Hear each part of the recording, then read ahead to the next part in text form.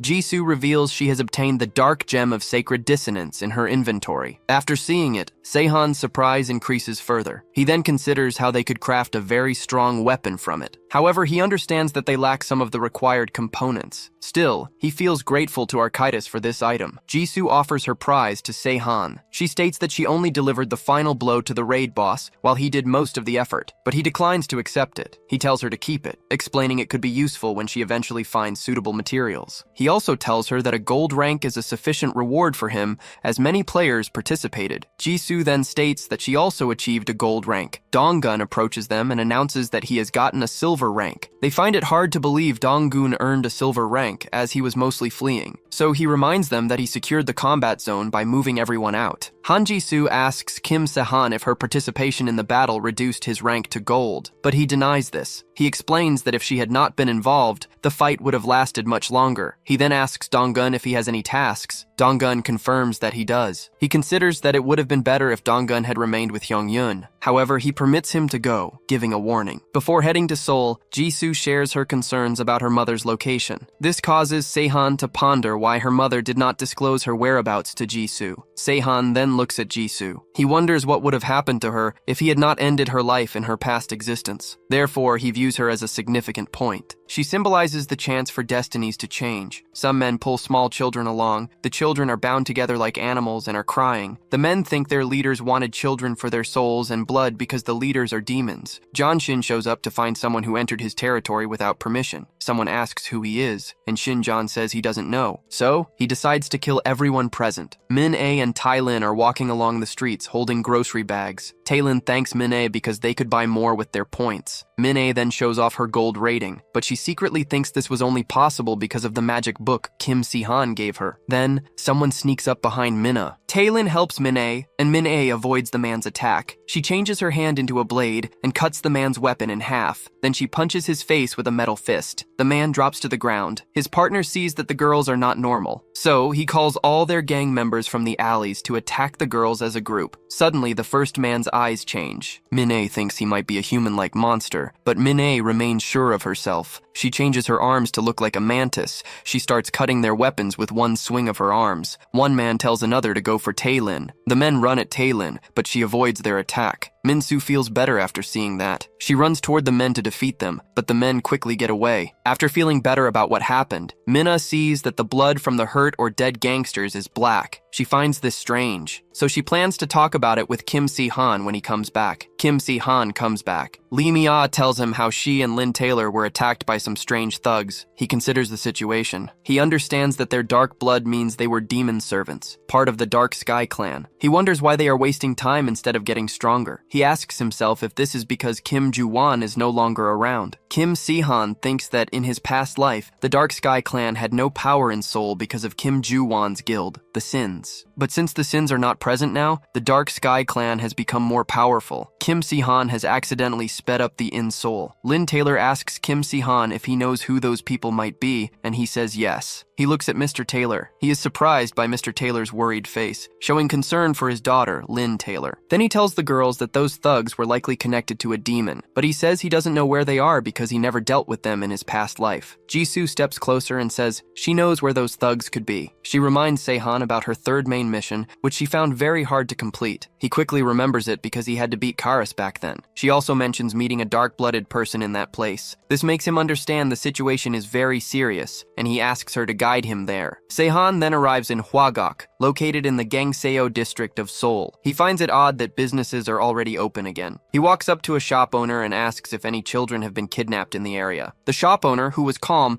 suddenly becomes scared and unsure after hearing Se-han's question. He then denies anything like that happened and walks away. After several attempts, Se-han shows a picture of Jisoo to a man and asks him about her. The man then agrees to speak inside his shop. The man explains that the guild was not local. He says the woman in the picture completely destroyed the area's original group, which allowed an outside guild to take control easily. The man also reveals that those people warned them to remain silent, or they would lose their businesses. After hearing everything, Se-han understands the full situation. He also realizes those people must be taking children for the Mask of Anguish. In the past, the gods treated the world like their game. Now, demons have also gained supernatural power, allowing them to treat this world as their game too. Gods only choose up to 2 avatars to keep control over them. They pay close attention to each avatar, which leads to them often getting involved. Demons, however, are different from gods. They share their power with many contractors and have a large number of servants. sometimes even an entire guild. Unlike gods, demons do not care about a contractor's talent, skills, or how well they match their power. They only care about the contractor's wish for power and how easily they can be tempted. This means they only care if their servants will follow their orders well. This game is more than just fun for the demons, and all their goals go against human well-being. This shows they are seeking the Mask of Anguish. The Mask of Anguish is made from demon flesh mixed with sadness. The 27th ranking demon, Neveroth, owns it. He gets stronger from human sadness and life energy. He turns these into points to increase the mask's power. Sahan then leaves the shop and decides to destroy the Dark Sky clan. He changes into a crow and begins searching the white building where the shop owner said he would find the demon servants. However, he discovers that all the buildings are white and everyone has dark hair and dark eyes. Because he finds it difficult to locate those men, he goes to a different place to find the boss. Sahan beats down several men from the Dark Sky Guild. Then, other men appear and ask him if he is from the Dark Moon Guild. He juggles his daggers and tells them to get ready to die by his hand. He uses the Eye of the Crows to summon many crows. The crows start confusing the men and he kills them one by one. When the other men begin to fight back, Sahan uses the Shadow Rush technique and avoids their attack. He wonders about the kidnapped children's location. He decides to find them after dealing with all of Neveroth's servants here. Sahan manages to defeat them all and then starts searching for the kidnapped children. He opens the door to the room where the kidnapped children are. One child asks him if he will also take them to that place. Not understanding the child's question, he asks the child what place they mean. The child states that they were promised to be turned into players. Sahan understands that the gang members tricked these children. He explains that no person can become a player, and no one has the ability to make them a player. The child tries to argue, saying he saw other kids become players. Sahan informs him that those children were likely already players. The child gets upset. He then demands Sahan release them if he cannot fulfill his promise. Sahan tells them he was already there to set them free. After setting the children free, he chooses to explore inside the building. He first heads to the 7th floor to check for a manager. Shin Huan sits in a room with a cage before him. He becomes irritated by a loud sound. Suddenly, a man approaches him. The man informs him that their Huagok branch was destroyed. He asks who did it. The man explains that crows obscured the cameras, but it was one man wearing black. Shin Huan considers if it was a minion of a different demon. However, he cannot figure out who it might be. He then proceeds to the 5th floor to meet his boss, Gang Chionu. Chionu instructs him to handle the situation. He also warns him to stay alert. Shin Huan departs, feeling sure because Neveroth refers to him as the most unusual contractor. So,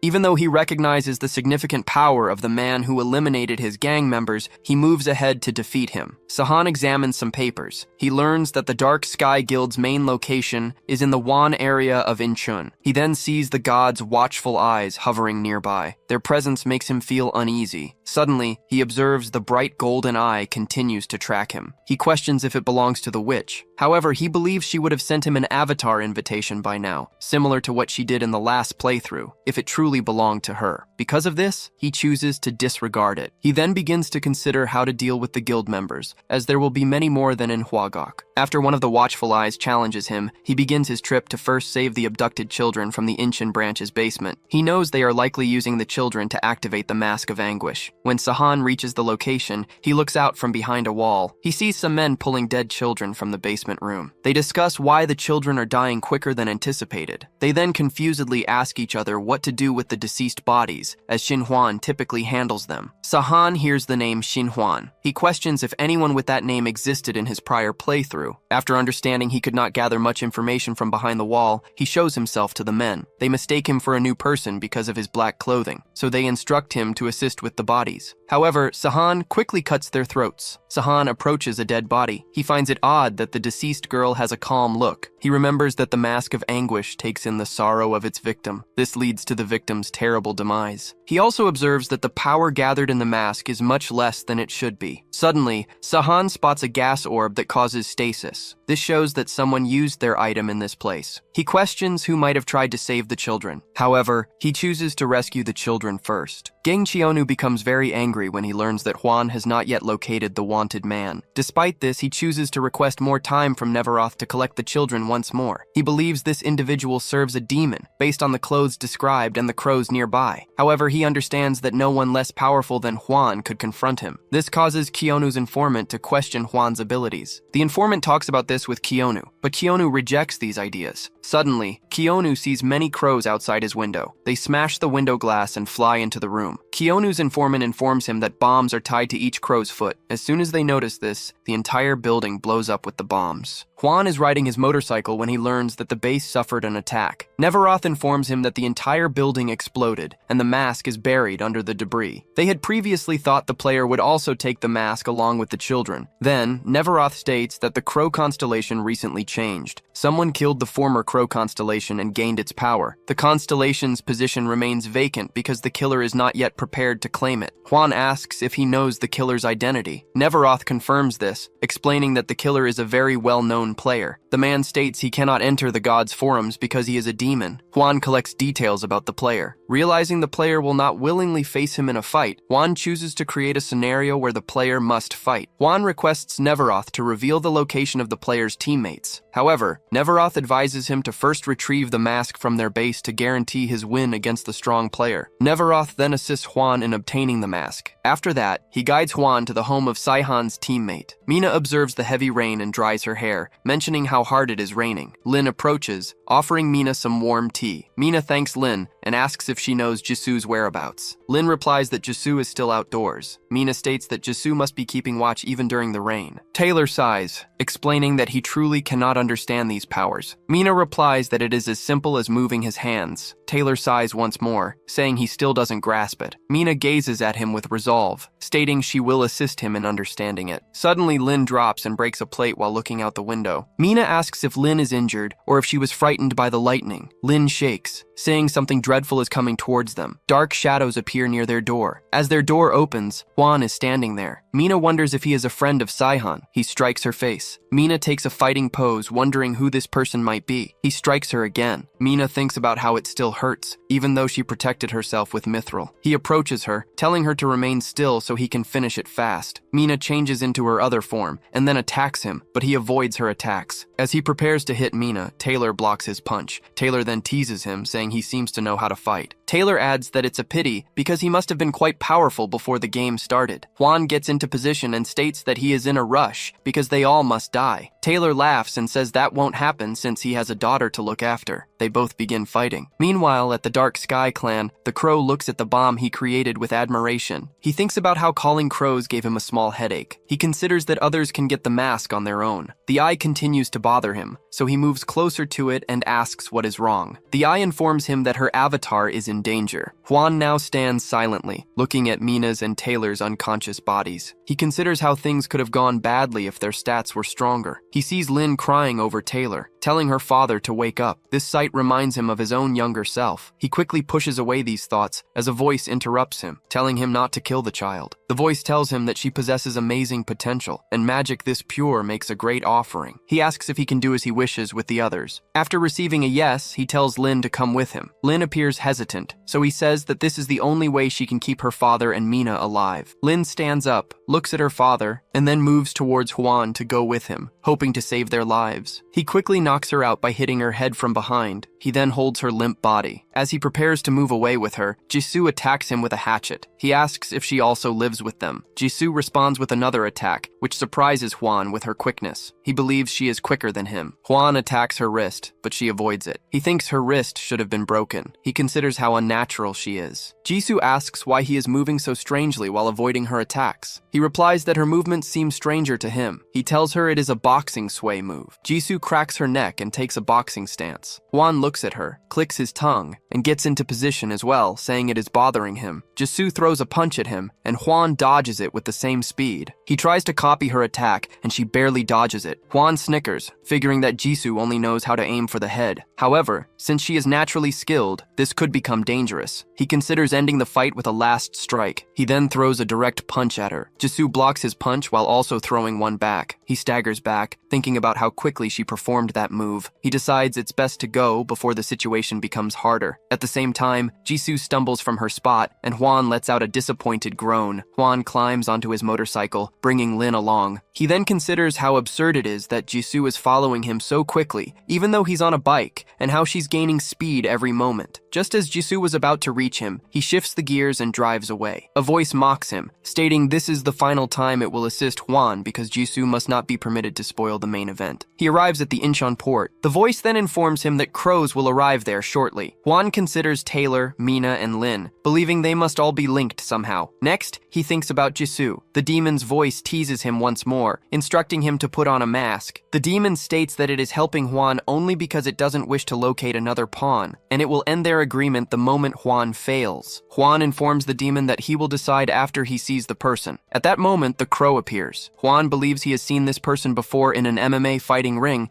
so he concludes the crow must be a fighter. The crow asks why he took the child.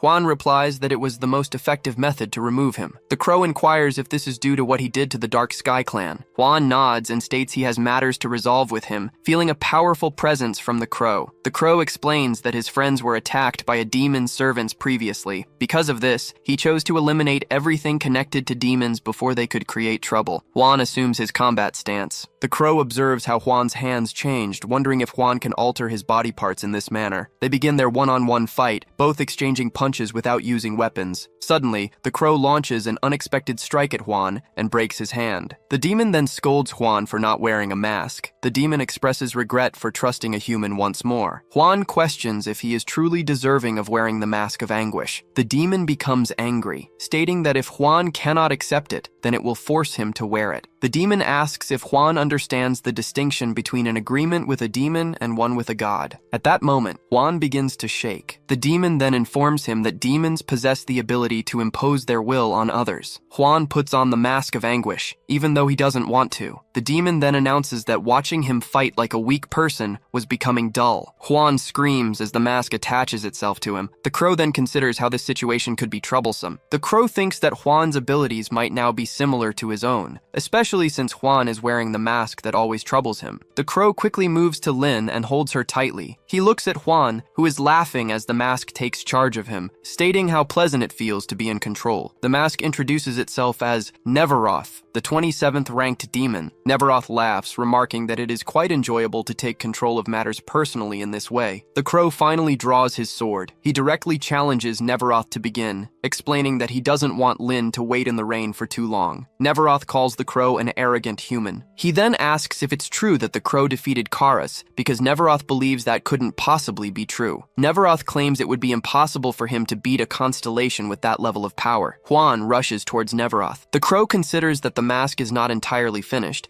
but its pure power is still very strong. The crow then moves closer to Neveroth. They both begin a series of swings and dodges. The crow believes he can easily handle these movements. The crow manages to bring his sword near Juan's neck, but the sword shatters into fragments when it makes contact. Neveroth laughs, saying he is quite powerful for a human. He then strikes him with his claws, adding that he still cannot defeat a demon. The crow soon observes that Neveroth's movements have become slower than before. Seeing this, he strikes again, and Juan stumbles backward. The crow realizes that if this is true, he is merely a target at this moment. He considers how Neveroth is able to stop the body from being cut with his abilities, but he still feels the pain. The crow stops, seeing Neveroth continue to laugh. He considers that his rank in the ladder holds some significance. Neveroth says that he was not arrogant without reason, so he is able to fight quite effectively. He is about to finish his sentence when he suddenly drops to the ground. The demon confusingly asks what is happening, adding that he cannot move. At that moment, Juan says that he must have been severely defeated within the same body. Neveroth asks how he can still speak like this. Juan answers that his mind is now clear after being defeated so severely. Neveroth says that he can still maintain control as long as he wears the mask. Juan breathes out, then slams his face on the ground with great power. The crow watches the scene. Considering if Juan has regained his awareness, he is then resisting the demon's mind control. He considers this sight to be very strange. The demon continues to scream, mocking Juan by asking if he believes he can break the mask. A demon's artifact can only be broken by the demon itself, a being of equal or higher standing, or the demon's contractor. The demon shouts, asking if he understands that he is essentially ending their contract by breaking the demon artifact. Juan grabs the mask and tugs at it. He states that he knows Neveroth was planning to abandon him regardless, so he will discard him first before Neveroth can. Juan turns to face the crow. The crow asks if he still intends to fight him. Juan says that the demon was not involved in their fight. The crow considers that he still wishes to avenge his boss, whose face he cannot even recall. Juan tears off the mask, then feels glad his stats remain unchanged. Juan dodges the attacks and observes he can now see movements very clearly. However, the crow still manages to knock him away and states that luck was not on Hwan's side. Hwan drops from the sky, lands in water, and floats gently on its surface. The crow laughs and says Hwan must be very fortunate then. Hwan opens his eyes, wondering how he is still alive after the fall, just as someone floats above him. He sees a girl holding an umbrella, and she welcomes him back. She tells him he has caught her attention. He asks who she is. She answers that she is Azazel, one of the 7 prime demons of hell. Meanwhile, in a building in Gangnam, Seoul, Genesis Guildmaster Park holds a meeting. He discusses forming an alliance with Outrising Guildmaster Gang and Crimson Spider Lily Guildmaster Lee. Park suggests an alliance with Gang because of the Uprising's power struggle against the waning Crescent. However, Gang sees Park's guild as a bigger threat to himself. Meanwhile, Lee becomes weary of the arguments between Gang and Sahan. Gang gets frustrated, but Park calms him. Besides the alliance, Park brought the 2 guild masters together to talk about the main quest. Much time has passed since the update, and there is no sign of a main quest. However, Park feels there have been clues about it. He believes the many dungeons that have appeared recently are hinting at their next main quest. Park observes that guilds have been fighting more often due to the increase in dungeons. He thinks the next main quest will be a competition between guilds for these dungeons. Therefore, he suggests not a complete alliance, but only a truce, so they do not fight each other. Players can form guilds after the 4th main quest. Then, they can buy guild houses in a city's central area to mark them as safe zones. Park's first plan was to create his guild later. Since the members were already getting too much attention from the gods, his original plan was to join another guild as a mercenary. However, meeting John Shin changed his plan. Park then realized he needed a safe zone to protect himself from intruders and observers. Meanwhile, Sahan's friends are surprised when they see the tall building. Sahan tells them his first plan was to buy it later. He also tells them it will be good for them to stay away from the observers. They all go inside the building to discuss the details. As they walk inside, Sahan notices that Jisoo has been sad lately. Jisoo tells him she is upset because she failed to protect everyone. The incident reminded Jisoo of her weaknesses. She feels she needs to learn more techniques instead of only depending on her stats and abilities. Sahan is surprised to see Jisoo wanting to become stronger than she is now. However, his encounter with John Shin affected him. The ground was blown away, so Sahan did not pursue John Shin. Then, something interfered and stopped Sahan's attack on John Shin. Sahan thinks only a demon could have directly stepped in like that. He believes if the demon was powerful enough to stop his attacks, it could be one of the 7 deadly demons from the Dark Realm. Mina asks Sahan about the start time for the next main quest. Sahan replies that he will inform them once everyone is together. Everyone gathers, and then Sahan informs them about the competition. He acknowledges their worries, stating they are correct to believe that more dungeons alone do not prove his idea. Sahan then explains the concept of a dungeon imprint. Once a dungeon receives an imprint, only its linked group can go inside. Currently, there are no limits on who can enter dungeons, but Sahan thinks this might change soon. Because of this, it would be helpful for them to conquer as many dungeons as they can. Also, dungeons provide a steady source of resources, points, and experience for players to improve. This means it could be a big chance for a guild to control Seoul. This is a tough competition,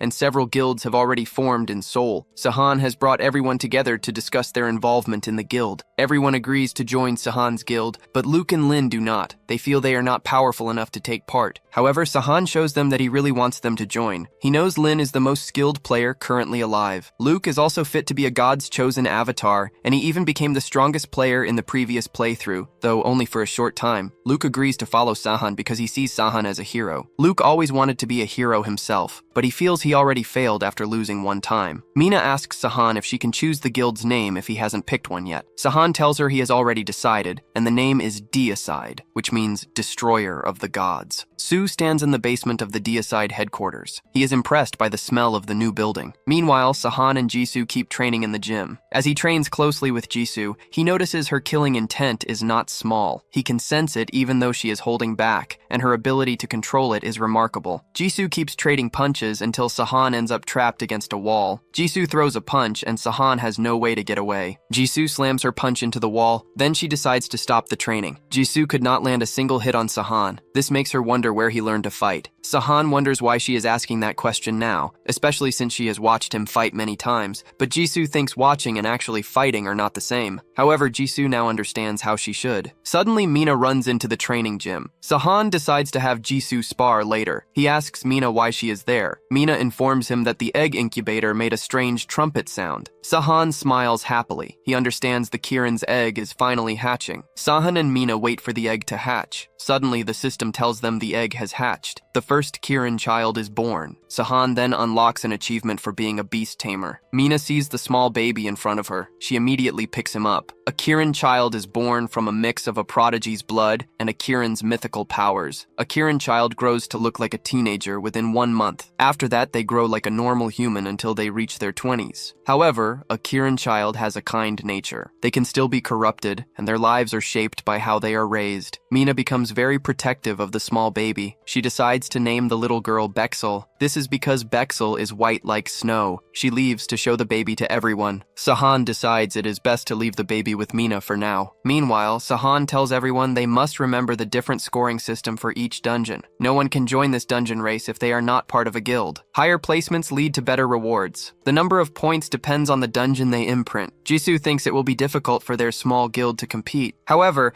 Sahan does not plan to take all the dungeons. He only wants to focus on dungeons that give many points. However, Mina wonders how Sahan knows which dungeons are worth more. She infiltrated the 3 major guilds that used to control these dungeons. She found out that even those guilds do not know about the worth. Mina only learned that Genesis was the only guild doing anything. They were only studying the dungeon patterns. Sahan agrees there is a pattern in how dungeons appear. He shows his team a map of recent dungeon spawns. He checked these spawns with his crows over the week. Luke does not believe the map alone can show the worth. Sahan assures him they have all the necessary information. Sahan tells him the dungeons are appearing in a constellation pattern. He points towards Lyre and the herdsman. He tells them these are only worth a maximum of 3 points. The hint is that future quests will relate to constellations. If they want the best rewards, Sahan believes they should go to the dungeon at the brightest star of the zodiac. This dungeon should be worth 10 points. Sahan believes Mina will be the most important person in this quest. He does not explain why. He chooses Changu to go with him. He tells Jisoo to fight other players as little as possible. Sahan leaves the bad guys to Jisoo. However, he tells her to avoid attracting too much notice. Suddenly, Sahan gets a message. He realizes it is from the Witch of Dreams. This person used him as their avatar in his previous playthrough. The players continue chatting eagerly about the contest. Then, an anonymous person joins their chat. This person gives them information about the dungeons. The Norse Beauty suggests the Foreseer's avatar join her guild, but the anonymous person says no. He then starts telling them about the dungeons in the Gangnam region, explaining their value. The Norse Beauty states she will take those dungeons for herself. Another person then asks about dungeons in Gangseo. The anonymous user intends to share details about dungeons worth 3 to 5 points, and sometimes mention a 10-point dungeon to earn their confidence. However, he senses that Tyr understands his intentions because he is only showing interest in 12 Zodiac dungeons. The anonymous person then understands that the Genesis Guildmaster also knows everything. After sharing all the details, Sahan chooses to deal with the message sent by the Witch of Dreams. Each god receives 10 messages to send to players each month. It's unusual for a god to use these few messages on a regular player like Sahan. He also never received messages like this in his past life. Sahan is surprised when the goddess keeps sending him messages. The goddess does not agree with other gods who believe Sahan has already made his choice. She recognizes his power is entirely human and finds it impressive. She asks Sahan to be her avatar and pledges to make him the champion. Sahan feels relieved that she has no memories of his past life. However, he does not want to repeat that outcome, so he turns down the goddess's offer. The goddess respects Sahan's decision, but offers to always assist him if he requires it. At the same time, Mina waits, as Sahan had told her to conceal herself near the gate. She observes many people gathering around the dungeon, which makes her understand Sahan was correct. Mina changes into a fly and attaches herself to the mercenaries getting ready to go into the dungeon. They form a group, leaving one line of people behind to watch for other guilds, and then they leap through the gate. The mercenaries remind each other to be careful as they go inside. Mina flies to the far end of the dungeon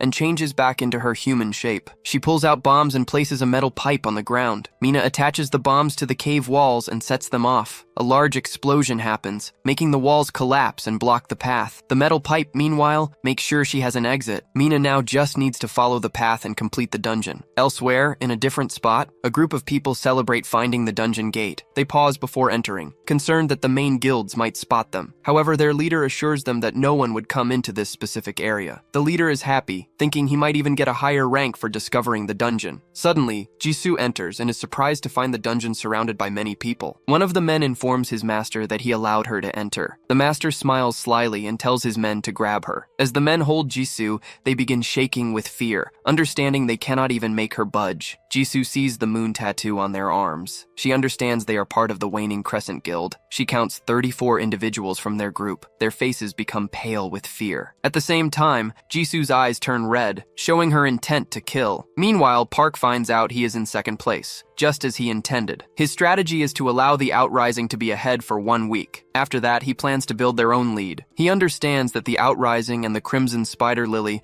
are unaware of the constellation pattern. However, Deicide is tied with his guild. No one, not even God, knows anything about them. Park sees that Deicide is in second place. He then realizes they must also know about the constellation patterns. He decides it's best to watch them closely. Meanwhile, Sehun keeps observing his own plans. The 3 large guilds are taking the small dungeons. Mina has secured 2 high-point dungeons for them. Jisoo has also scored a 5.1. This brings Deicide's total to 25 points. Taylor and Changu also appear to be doing well. At the same time, Lin approaches Sehun. She asks to hold Bexel, but Sehun tells her Bexel is too heavy for her at this moment. She then asks him to train her like he trained Jisoo. Sehun declines. He tells her that knowing herself is her initial step. Lin does not understand Sehun's words, but the fact is, regular training is not right for Lin. She gains strength simply by watching their fights. She needs to realize this before she trains. Bexel suddenly lets out bubbles. These bubbles make Lin feel refreshed right away. Bexel was born just 2 days prior. She is already using magic. Bexel sneezes. She then shoots a laser from her horn. This surprises Sehun because he has never seen a Kirin perform such an action before. Sehun and Changu begin their journey. Sehun thinks the Genesis should try to reach out to them soon. He believes Genesis will contact them first. This is because Genesis thinks they are the only ones who know about the constellation pattern. Deicide taking all the high-point dungeons must have gotten their notice. However, Sehun does not intend to meet them right away. Changu worries he is not the best choice at this moment. He thinks Sehun could find someone more suitable for his travels, but Sehun reassures him that it's good. He says anyone better than Changu would likely be chosen as an avatar. Sehun checks his party window. He realizes he can now add another party member. He thinks about Jisoo because she has become strong. Sehun and Changu keep going on their journey. They do this before Mina gets upset with them for being idle. However, Changu is surprised. He believed Sehun would only go for 10-point dungeons. This one is only 5 points. Sehun tells him that Genesis is watching all the high-point dungeons. He adds that a small point reward is not bad. This is because the points for monsters do not vary much. They arrive at the dungeon gate. Sehun tells Changu to put his weapons away. He wants to test the A-rank gear he created using the Code of the Night and the Gungi hide. Meanwhile, people gather to view the guild ranking. They are surprised. Deicide, a guild no one knows anything about, is ranked first. Park, Gang, and Lee meet again. They discuss their plans. Park informs them that Deicide has been claiming all their dungeons, but they lack any proof to back up their hunches. They sense someone is watching them. Gang also suspects a man has been following them lately, but they cannot locate him. Park believes this person must be a Deicide member gathering information. Gang then expresses anger that Genesis is now at the top of the leaderboards, as Outrising had been ahead by 20 points. Park acts innocent and states they have simply been fortunate that the dungeons they mark are worth many points. He then advises them to concentrate on Deicide, explaining it would be shameful if the 3 guilds continue this way. Park reminds them they only have 2 weeks left until the quest concludes. He proposes they stop hunting dungeons and instead try to identify Deicide's allies. At the same time, their guild members should guard the remaining dungeons. Lee then mentions that she has already been doing this, but Deicide still manages to steal from them. Park explains that Deicide has also been targeting low-point dungeons, while they only protect the high-point ones. Lee and Gang agree with Park that now is the correct moment to search for Deicide. They decide to stop hunting dungeons for the time being. In return, Park pledges to locate Deicide. Meanwhile, Sahan keeps watching the dungeons and notices the active guards. He understands the guild masters are now more eager to find him. He chooses to grant their wish and visit them. Sahan stands outside the Genesis's safe zone. Since many guards are patrolling the dungeons, it is simpler for him to enter. He walks inside looking for someone to guide him to the guildmaster. Sahan uses his Shadow Rush ability to conceal himself. He then approaches Gaeun Hong stealthily. However, Gaeun spots him before he can get close. She swings her sword, but Sahan blocks the attack. Sahan attempts to introduce himself. Gaeun, however, refuses to listen and begins swinging her sword. As Gaeun swings her weapon, Sahan easily avoids it. She then understands he is not a typical intruder. Sahan insists they should talk. Gaeun drops her sword. She then reveals another weapon, which surprises Sahan. He is astonished to see a whip sword in her hand. Gaeun keeps attacking with her whip sword,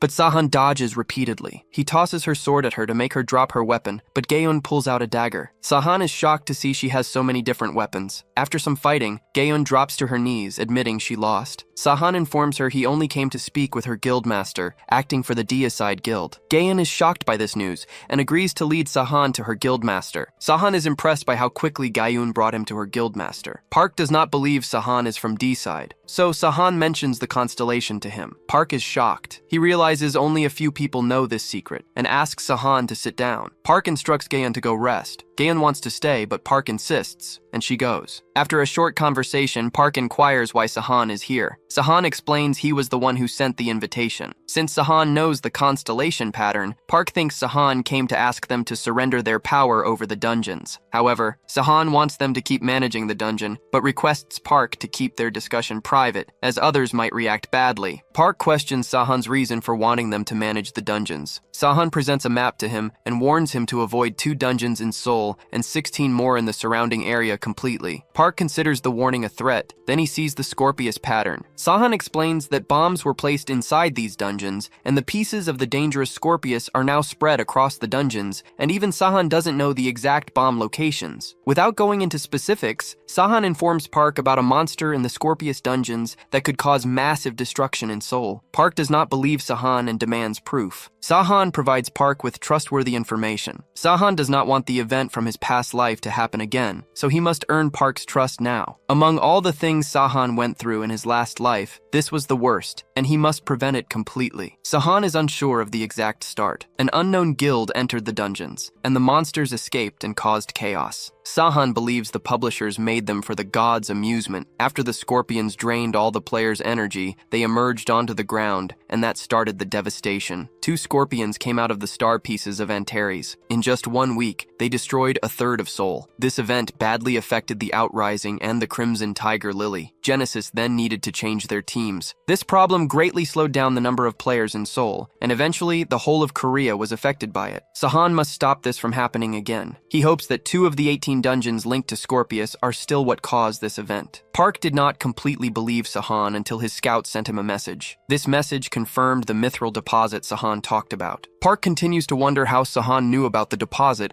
and what Sahan's role is in Deicide. Since it is mithril and Sahan is ready to give up the deposit, Park thinks Deicide might have something even better. Sahan understands that Park finds the situation hard to grasp. Actually, Deicide already possesses 2 mithril ores and a refined iron deposit, so Sahan does not lose much. Park understands that stopping these monsters is the most important task, but Sahan explains that this is precisely why he wants Park to keep watching the dungeons for some time. Park proposes telling other guilds about the threat, but Sahan says that the other groups would not simply trust him and obey his commands. Park then asks Sahan if he already knew that the other guilds would take charge of the dungeons. Sahan tells him that he had other options if they had not done so. Noticing Sahan's certainty about having various plans, Park questions if this is pride or self-assurance. However, after seeing Sahan's strength, Park chooses to believe him. Park knows that if Sahan cannot stop it, then no one else has a hope. Park offers to help Sahan whenever necessary to repay their obligation for the mithril deposit. Sahan then departs. Park feels surprised as Sahan suddenly disappears. Park understands that Sahan could kill anyone he wished. Meanwhile, Sahan arrives at Deicide's main base. The scorpions pose a threat, but they are not as dangerous as a sentinel. Sahan thinks he could stop them with the right preparations. He puts on the mask that CO made. It is a unique gas mask created from mithril mixed with 8 other substances. This mask lets the wearer breathe easily, even in very poisonous gases. Sahan thinks the masks are excellent. Currently, SEO has produced 5 of them. Sahan offers to purchase something for CO as a prize, but CO says he is already content with the workshop. However, since Sahan is the one gaining from this workshop, CO decides to give him a present later. Sahan is also very pleased with the fierce code of the night that CO created for him. All its statistics are A-ranked, and it includes the Gungi ability's wings. However, CO questions why Sahan is covering all his gear with mithril, even though refined iron is more durable. Sahan informs him that mithril's characteristics are the reason. He offers little explanation explanation, understanding that Seo can deduce the remaining details. Seo questions if he will proceed by himself this time, but Sahan states he cannot, as there isn't sufficient time. The system might interfere at any second, so they must act quickly. Sahan then determines it's the right moment. Mina and Sahan come together to inspect the dungeons. Sahan informs Mina that they won't need to explore every dungeon, as he will guide them on which ones to enter. He requests Luke to watch over the other players and gives him a bracelet he obtained from completing a dungeon. Luke attempts to use it, but the bracelet is locked because it belongs to Sahan. Sahan starts his search using his crows and locates the star powers at the 5th and 12th dungeons. Sahan notices that one of the dungeons has not yet completely formed its entrance. He thinks this must be the final dungeon, containing the brightest star of Scorpius. The entrance will require a few days to fully appear, so Sahan proposes leaving it untouched for the moment. They first examine the dungeon directly before them and discover it is full of individuals. Mina has the ability to change form and go inside, but she ponders what the others will do. Sahan assures her he will handle them before proceeding. Mina is taken aback by the wicked look on Sahan's face. Jisoo volunteers to perform the task. She previously only targeted villains, but she is now prepared to act quickly. Sahan advises Jisoo to always consider her actions before taking a life, even if it seems required. He understands Jisoo is currently perilous. She had been holding back the Celestial Slayer's abilities until this moment, but Sahan senses she is different now. Therefore, Sahan gets ready to manage it personally. Sahan swiftly moves through the soldiers, which astonishes Mina. They all proceed into the dungeon, and even though it appears ordinary, Sahan recommends putting on masks. Changu understands that the creatures in this dungeon must be unique if such safety measures are needed. At the same time, near the entrance of the 18th dungeon, Luke keeps watching the entry point, just as Sahan instructed. Unexpectedly, Luke gets a message from the goddess, causing him worry. The dungeon's development suddenly speeds up. Luke understands this must mean the publisher or GM could have interfered, exactly as Sahan foresaw. He considers telling Sahan, but then the dungeon captures his focus. Its distinct look makes him think this dungeon is worth 10 points. The dungeon's look also grabs Gang's attention. He begins to feel greedy. His people warn him not to break their agreement. However, Gang believes one dungeon will not cause issues. Gang grows impatient because he has seen the Genesis near other dungeons as well. He chooses to go into the dungeon. He tells half of his soldiers to remain behind, and the rest follow him. At the same time, Sahan's group meets some monsters. The monsters leap at them, but Changu calmly kills them. While they stand still, another monster attacks them. Changu calmly pulls out his sword and cuts the monster in two. Changu became this powerful because Sahan gave him a boost. Mina gets excited hearing about the boost and asks Sahan to boost her too. Sahan says no because he has a different plan for her. Sahan plans for her to train with Jisoo. He thinks only a gifted person can teach another gifted person. He believes Mina will become much stronger after weekly sparring sessions. Finally, they arrive at a spot where a large crystal floats in the air. Sahan understands he has at last located the energy of a star. He grabs a spear and tells everyone to check their masks for any gaps. Sahan pushes the spear into the crystal. A large light appears around the crystal. The crystal begins to crack and a huge scorpion emerges from it. The scorpion's toxic mist almost destroyed Soul's player population in Sahan's previous game. The harm was severe because normal gas masks did not work against it. Sahan tells his friends they can fight this creature. He says it is weaker than a sentinel, and they also need to defeat another one. The group gets ready to fight and pulls out their weapons. Then, Sahan suddenly gets a message. Inside the 18th dungeon, Gang's soldiers are happy to discover moderate mana stones. Before this, they had only found smaller mana stones. Gang thinks these mana stones are impressive. He believes they could make gear with them to do better than other guilds. The mana stones confirm Gang's choice to collect items from the dungeons. He thinks Genesis broke the agreement first, so he does not have to follow it. Gang's men call him when his scouts discover a huge hole. Gang then follows them inside. Luke keeps watching the guild's actions. He knows they are in danger if they continue deeper into the dungeon. Normally, the goddess would have told Luke to rescue these people, and he would have obeyed. Instead, the goddess desperately tries to get Luke away from the danger. Luke understands that if he goes with them, the Outrising's guildmaster will be too strong for him, and he might not be able to assist. The goddess tells Luke to go, but he will not leave the civilians behind. The goddess attempts to persuade Luke that these people are players, not civilians, and they are more powerful than him. Despite this, Luke possesses a soldier's spirit, and he sees the players as civilians. Luke's happiest time after the world transformed was when the goddess picked him as her avatar and said he had a hero's heart. The goddess admired Luke's bravery and heroic actions. Then she offered to partner with him. As Astria's avatar, the goddess of justice, Luke thinks it would be ridiculous to turn away. Meanwhile, Gang stands looking at the crystal, believing it is the dungeon's imprinting stone. Luke bursts in and tells them to leave quickly because a monster is about to emerge from the crystal. The crystal begins to crack. Gang Kang does not believe Luke, but then he gets a message telling him to evacuate. But now they are too late. The crystal breaks apart, and the scorpion comes out of its shell. Antares the Scorpius did not expect the rift to appear so quickly. He grew interested in the game because the Crow constellation, Charis, died, and then a human took Charis's place. So when someone asked Antares to provide some of his scorpions for the game, he chose to join in person too. However, the 12 constellations of the zodiac were beings with mid-level or higher divine power. Antares' power needed to be adjusted based on the difficulty, and this caused the current situation. Antares begins causing destruction in the dungeon. His reduced power is, at most, only a minor problem. The players begin to run away, and Antares chooses to save his poisonous mist for later. He identifies Luke as Virgo's avatar, but he does not think Luke is special. The game started some time ago, but Antares still does not believe a player should be able to defeat a constellation yet. He believes there must be a unique method, but only the person who beat Charis can explain it. Antares begins crushing everyone. He swings an attack at Kang, and then Luke steps in and blocks it. Antares now understands that an avatar is special. Kang and Luke barely manage to withstand the attack. Kang's arm breaks from the hit, and he then realizes he was too greedy. Luke tells Kang to get away, but Kang insists on remaining. But then Kang understands they both cannot fight this monster, and he chooses to depart. Antares is impressed by Luke's selfless act, but he is still not merciful. Antares swings another punch, but Luke stops it. Luke struggles to stay standing, and he understands this is the finish. In his final moments, Luke thinks about Lin and knows the guild will look after her. Luke is close to giving up. Then the goddess suddenly asks him to be her messenger. Antares is shocked and irritated because Astrea never made such a promise, not even in the age of mythology. Luke is surprised the goddess wants him to be her messenger. Antares is surprised by Astrea's offer, but his shock increases when Luke's bracelet suddenly shines. A voice tells the goddess to pause her choice. Antares is surprised by this sudden arrival, but he's even more surprised by Seihan's power as Seihan stops Antares' claw with one hand. Seihan tells Astrea that Luke is suitable to be her messenger, but Astrea knows it should not happen. Astrea is surprised by how Seihan knows this information. Seihan adds that because she only offered to save Luke's life, the offer is no longer necessary. Seihan knew the recall bracelet would be helpful. Luke wonders if Seihan believes he is not good enough to be the goddess's messenger. But the truth is, Luke is too perfect to be her messenger, but his human body cannot handle that power. In the last playthrough, Luke's body shattered because he used Astrea's power completely, and Seihan will not let that occur again. Luke thanks Seihan for saving his life, and Seihan tells Luke to rest while Seihan takes care of the rest. Antares feels insulted seeing them talk so casually, but Seihan knows Antares is here to learn how Seihan defeated Charis, so Seihan decides to show him. Antares and Seihan keep trading punches, but because a regular constellation like Charis lost most of its powers, Antares, a top-tier constellation, should have been weakened even more. Seihan uses his proof of transcendence and strikes Antares. The Scorpius feels insulted by being thought of as less powerful, but the truth is, Seihan put a lot of power into his attack, but Antares' armor is tough. Seihan begins hitting the joints instead. Antares lets out the poison mist. Seihan tells Jisoo to aim for the head. Jisoo leaps from above and hits Antares' head. Seihan takes his opportunity to hit the Scorpius' eyes, and Luke also joins the battle. However, Antares understands that this battle is serious, and he finds Seihan extremely powerful. Antares wonders about Seihan's special powers, since Seihan has no unique gear. Antares feels embarrassed and wants to use his inherited powers. Antares releases a toxic mist all around. Seihan, however, knows Antares should understand this poison won't affect them. Seihan suddenly understands something as Antares flees through a floor opening. Seihan warns everyone to be careful, stating Antares will strike from below. Antares' tail then emerges from the hole, trying to hit them. They manage to avoid the attack. Seihan understands Antares is finding their positions by sensing ground vibrations. He asks Jisoo to keep Antares occupied. Seihan then asks Luke to call forth the goddess, explaining he wants to use the power of the seventh sign. Luke calls the goddess. Seihan then requests her to summon Libra, the goddess's seventh sign. Astrea understands Seihan won't explain how he knows this. She refuses to grant Libra's power if Luke is meant to use it. Seihan promises Luke will not control Libra's power. The goddess then agrees to summon Libra. Jisoo keeps Antares busy. Seihan asks her to continue doing so for a bit longer. Seihan then applies an orichalcum coating to Antares' claws. Luke understands his role and identifies the target. Luke attempts to call forth his power, but he feels choked just trying to say the ability's name. Finally, he gathers his strength and summons Libra's scale, belonging to the goddess. At the same time, Park and Gaeun gaze upwards at the sky. They realize the light comes from the outrising area. Park sees the sky shining and doesn't understand what is happening. He questions if this is why Seihan told him to avoid the dungeons. A bright light then moves down into the dungeon. Antares is shocked they managed to summon Libra. Antares knows no one present has any divine power. This makes him wonder why they would summon it. Luke struggles to hold on as the scale finally comes down. Seihan, hidden from view, observes the scale glowing. It then begins to vanish because no one is using it. Seihan realizes Luke must have passed out, but he completed his task effectively. Seihan then takes his turn, sending fire down on Antares. Seihan leaps towards Antares, and Antares finds himself trapped. Antares is surprised that someone on only their 5th mission has cornered a powerful being like him. Antares cannot believe this is occurring. Suddenly, an explosion happens. Seihan then sees Antares has disappeared. Seihan knows that a Zodiac's death would have bigger effects than Karis's death. This is why the publisher had to step in. Seihan feels annoyed because he could have gotten many rewards for defeating Antares. However, since the publisher stepped in, he believes the system likely has some backup plan and prizes for nearly killing Antares. Seihan then checks his system. Just as he expected, he receives his rewards. He unlocks the Scorpion Hunter achievement. He also gets an A-rank ticket as a reward. The achievement itself is mostly useless. However, the A-rank ability ticket makes all the effort worthwhile. Still, Seihan feels a bit let down. He thinks he could have received a stronger ability or divinity for actually killing Antares. Seihan then notices a huge flow of mana. He looks down and is surprised to see Esther. This is a celestial stone. It is as strong as mithril and has great resistance to magic. Esther is also the best known material for conducting mana. It combines the good qualities of other metals with its own special features. This makes it extremely rare. Seihan is now happy with his rewards. The only problem left is how to get Luke and Jisoo, who are both unconscious, out of this place. He sees the opening high above. He considers flying to escape. Meanwhile, other players realize this unknown guild must now be in the top spot. They talk among themselves about the star that came down. They also mention Seihan flying off. Suddenly, the guild rankings appear. Just as everyone expected, D-Side is in first place. Sangwan declares that Seihan can never beat him using his simple tricks. Azazel feels very bored from always lying in bed. Huanshin suggests she have a training fight with him instead. She refuses. He then tells her to return to the Dark Realm. He says some demons might complain if she stays like this. Azazel is very sure that no one would speak against her. She believes they would say she is lazy because she is so strong. Hearing all this, the biker starts to laugh. He finds it hard to believe she is the 3rd strongest demon, given how lazy she acts. She giggles while still lying on the bed. She reminds him that her powers let her be lazy. She explains she was born with her powers and never needed training in her entire life. However, at that moment, the silver-haired girl remembers the blonde girl from before. She considers giving up her role as the demon of sloth. She would do this if that blonde girl wanted to become a demon. Her attention then moves to the biker. He does not understand why the silver-haired girl stays with him. To her, he is just a player who wants to train all day. She realizes Huanshin is thinking too much. She explains that his personality excites her. He is the complete opposite of her. She likes how he works extra hard because he lacks natural talent. Also, just watching things frustrates her a bit. She finds it more exciting to experience things directly. Azazel feels curious. She wants to know why he is so eager to become stronger. She also guesses that maybe he wants revenge against the crow from earlier. Huanshin honestly reveals that he lost that fight. He says he has no specific plan to chase after the crow. He is simply making the best of his current situation. This makes the silver-haired girl realize that this man has no clear goal right now. At this moment, she can see some doubt within him. Right after this, Azazel tells him to go to the convenience store with her. Huanshin feels confused and asks out loud if she plans to buy anything. But Azazel does not share much information, and this makes Huanshin curious. Sometime later, they both get to an industrial area. Huanshin is very confused at this moment, wondering why she brought them to this place. Silver sits on a stack of broken parts and says she will meditate there. Meanwhile, Huanshin just stands, looking around, and does not understand what is happening with this girl. Suddenly, he looks towards a child running in fear inside a building in the area. Azazel smiles because she knows the biker will not ignore this. He had saved children who were trapped before by using an item. Without delay, Silver tells Huanshin to go after the child,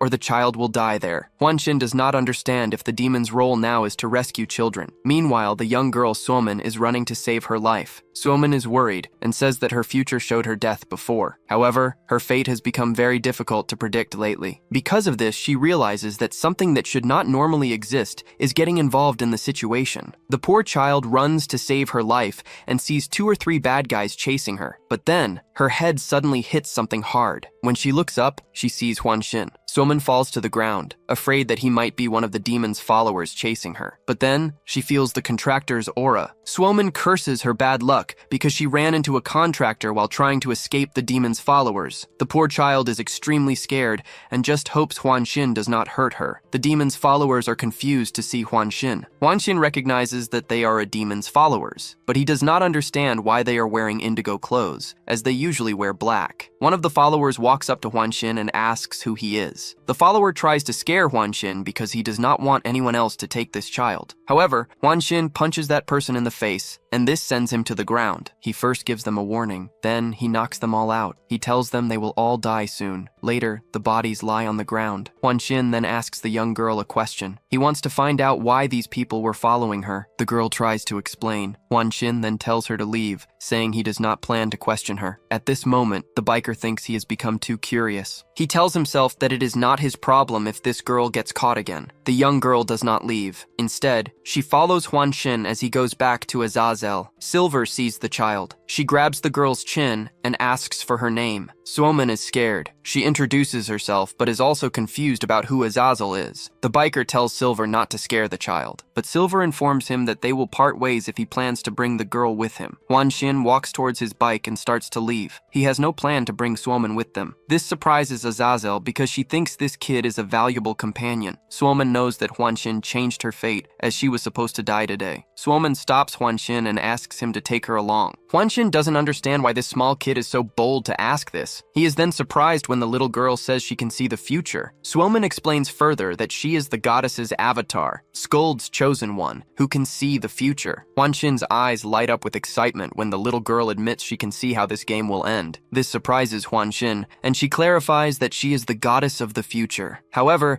the excitement in Huanxin's eyes fades. He wonders if this little kid thinks this is a reason for him to take her. The little girl speaks with difficulty and reveals that her older brother will die if he leaves her here. Suomen shakes and tears run down her face as she states her brother is in great danger. Initially, the little girl's brother was meant to live for revenge after she died today, but she is alive now. He will die because fate has changed. Huanxin lets out a deep sigh. He wonders if Azazel planned all of this for him. He then asks Silver if she can find her way back home. Azazel smiles slyly and tells Huanxin to go ahead. She says she will take a slow walk before returning. Huanxin hears this, gets on his bike, and tells the crying little kid to get on. The little girl is confused and doesn't understand what is happening. Huanxin tells her they will discuss all of this after they get back. Back at the location, Suomen drinks tea and tells Huanxin that the guild that kidnapped her older brother is the enemy guild of the Shaded Sky. The moment Huanxin hears the name, he remembers. They were a branch of the Dark Sky clan. He realizes they might be free now to cause this trouble. The biker is curious and asks Suomen if this group was also taking children. She explains that wasn't true. They only wanted to capture her for her power because they wanted to use her skill to gain advantages in guild events. The little girl had no plan to help them, so they took her brother as a hostage to get information from her. Azazel arrives right away, which startles the kid. Interested, she asks Suomen how far into the future she can see. The innocent girl says she can see about 3 seconds ahead, which gives her a quick, short look. However, she can use this future sight anytime with a very short wait time between uses. Additionally, Suomen can pick a date to look at, a few days from now, or a month or two, but the further she looks into the future, the longer the wait time becomes. Surprisingly, Suomen's body stats are normal, but her powers are better than an average avatar's. Perhaps her own potential influences them. One thing is certain, Skuld must like her since this girl works very well with her ability. The small child then tells them she knows how this game will finish. Huanxin feels confused and asks for the answer. At the same time, Azazel worries if this can even happen, thinking if a goddess should be prevented from doing such a thing. However, Suomen might have gone around the system and learned the ending because she is an immortal with no divine power. Suomen explains that she can see what kind of ending it is. She knows how this world will reach its conclusion. Silver, feeling confused, asks if it is a bad ending, since most planets that become games usually have a poor outcome. The small girl says no. They then feel a bit of hope that it might be a good ending, but Suomen also denies this. The game's ending has already been altered once. Suomen does not know why it changed, but she knew about it even before the game started. This ending is where only one person remains alive. However, the ending was altered right before it all began, and what she saw at that time was their current ending. which is the madness of the demon lord. In a different setting, our boy yawns because he has been playing for a long time. He thought he would get second or third place, but he finished first because the opponents in the dungeons performed quite poorly. The main character then looks at Bexel, who is staring at our protagonist and thinking about what to call him. Sweat runs down his face as he feels embarrassed and shocked when she suggests calling him father. Seihan then playfully asks who her mother would be. Snowhide clearly explains that she has no mother, but if she could choose, she would pick Lin as her mother. Our guy thinks this is silly and insists she call him only by his name. At this moment, Seihan wonders how Minha finds this child charming enough to bring her everywhere. Still, he could see her inheriting Lin's bloodline because she already has 5 offensive spells and 1 regenerative spell, which makes him realize she will become a very powerful person. Seeing her looking quietly, the protagonist tells her to say whatever she wants. She then reveals that Changchu wanted Seihan to know he found the dungeon our boy was searching for. At first, our boy feels confused, but then he remembers that Changchu mentioned doing something in that area,